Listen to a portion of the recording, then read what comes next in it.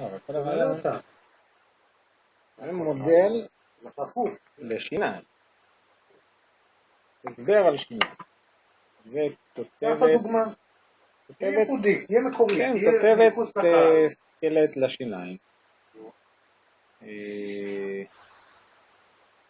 כתר, זה כתר מאוד ישן שפעם היו משתמשים איתו. זה כמה פסטיגן אני רציתי לקצת ממש כדורת. זה ולא היו מוכנים להשתיל את זה. כתר, מאחר שהוא מוכנס לתותבת, ועליו מובנה בעצם הכתר.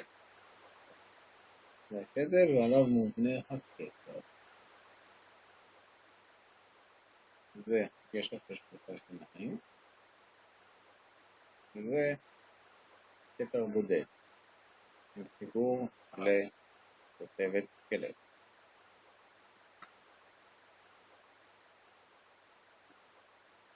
זה כן שיש עליה ציפוי חרסינה.